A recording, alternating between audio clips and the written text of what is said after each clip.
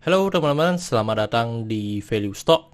Hari ini saya akan bahas analisa fundamental saham Cleo kuartal pertama tahun 2021. Oke, ini disclaimer-nya. Yang pertama, ini merupakan sharing analisa fundamental, bukan ajakan beli jual ataupun hoax suatu saham, dan keputusan investasi ada di tangan teman-teman selaku investor. Yang ketiga, dari analisa fundamental ini bisa dijadikan referensi untuk analisa saham-saham yang teman-teman miliki. Oke, pertama-tama kita masuk ke bisnis model dari saham Cleo ini. Untuk kegiatan usahanya bergerak di bidang usaha AMDK. AMDK itu adalah air minum dalam kemasan dan mereknya adalah Cleo.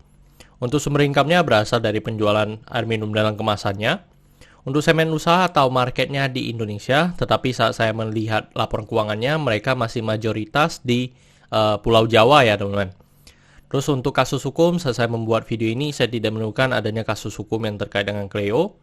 Untuk kepemilikan sahamnya dimiliki oleh Tankop Abadi sebesar 55,79%, Tankop Sentosa sebesar 25,58%, masyarakat sebesar 18,57%, dan Treasury sebesar 0,06%. Dan dari segi revenue kita bisa lihat dari 2014 sampai 2019 cukup konsisten mengalami kenaikan, tetapi 2020 mengalami penurunan sedikit. Dan kalau kita lihat dengan kuartal 1 aja, mereka mengalami penurunan sebesar 12,6% dari segi penjualan. Dan kalau kita setahunkan mengalami penurunan sekitar 2,4%. Untuk dari segi net profitnya konsisten mengalami kenaikan dan kenaikannya sangat signifikan ya teman-teman untuk 2021. Dan kalau kita lihat secara kuartal pertama aja 2020 dengan 2021 mengalami kenaikan sebesar 17,7%. Jadi dari segi penjualan turun tetapi dari segi net profit mengalami kenaikan. Jadi ini juga bisa marginnya lebih tinggi dan juga dari segi efisiensi ya teman-teman. Terus dari segi asetnya konsisten mengalami kenaikan dan kenaikannya sebesar 7,7%. Untuk dari segi utangnya mengalami kenaikannya sebesar 3,5%. Untuk dari segi modalnya juga konsisten mengalami kenaikan dan kenaikannya sebesar 9,7%. Dan ini adalah summary laporan keuangannya dari 2014 sampai 2021. Dan di sini saya akan banyak membahas tentang rasio keuangannya. Yang pertama adalah NPM atau Net Profit Margin. Untuk Net Profit Margin dari Cleo ini sebesar 17,62%. Jadi teman-teman ini mengalami kenaikan terus ya, konsisten setiap tahun. Jadi ini bisa dikategorikan growth stock ya teman-teman. Terus dari NPM ini kita bisa dapat EPS-nya 14 dan membuat pernya menjadi 32,58. Jadi ini karena kenaikan EPS tapi dari segi harga mengalami penurunan dibandingkan tahun sebelumnya. Jadi itu yang membuat pernya mengalami penurunan. Tetapi kalau kita lihat secara histori memang untuk Cleo ini masih belum bisa kita jadi acuan ya untuk dari segi pernya. Terus untuk dari segi book value-nya di 81 dan kalau kita bandingkan dengan harga sekarang kita bisa menemukan PBV-nya di 5,62 kali. Jadi kalau kita lihat secara histori untuk PBV dari Cleo ini rata-rata memang sudah di atas angka 5. Terus untuk dari segi DER-nya di 0,44 kali, jadi ini sangat bagus yang dimana DER-nya di bawah 1. Dan kalau kita lihat mungkin dari 2018 udah DER-nya memang di bawah 1. Terus untuk dari segi ROE-nya di 17,25%, ya ini juga mengalami kenaikan juga. Dan ini juga sangat bagus yang dimana di atas 9% yang saya anut.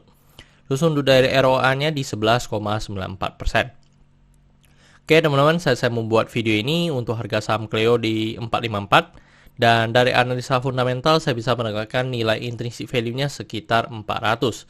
Jadi masih memiliki margin of safety minus 12%.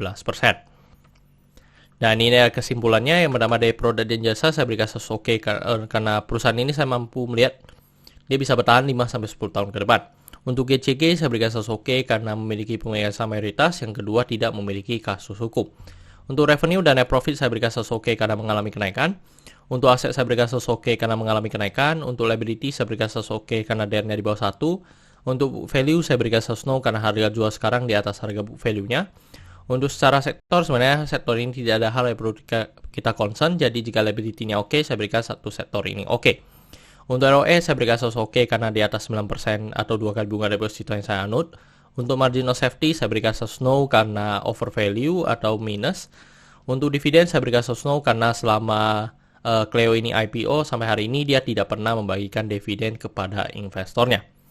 Tetapi teman-teman untuk dividen ini dia kenapa tidak bagi? Karena dia selalu ekspansi ya teman-teman. Jadi segala keuntungannya dilakukan untuk bangun pabrik baru di tempat baru. Jadi untuk perusahaan ini masih growth stock ya, yang dimana dia masih tahap pengembangan. dan masih terus membuka outlet-outlet baru atau pabrik-pabrik baru di mana untuk menjangkau lebih banyak di area Indonesia ini. Oke teman-teman, jadi kesimpulannya adalah 8 dibanding 11 dan pertanyaannya adalah apakah saya akan membeli saham Cleo ini. Teman-teman, secara fundamental ini untuk Cleo ini sangat bagus ya teman-teman. Terus dari produk yang ditawarkan, air minum dalam kemasan ya setiap hari kita akan butuh minum ya. Jadi untuk prospek perusahaan ini sebenarnya sangat bagus. Tetapi kalau saya lihat untuk perusahaan ini mungkin sekarang dinilai menurut saya sih over value ya teman-teman. Jadi secara PBV-nya udah sangat tinggi, dari segi per-nya juga sangat tinggi. Jadi itu yang membuat saya secara valuasi itu tidak menarik.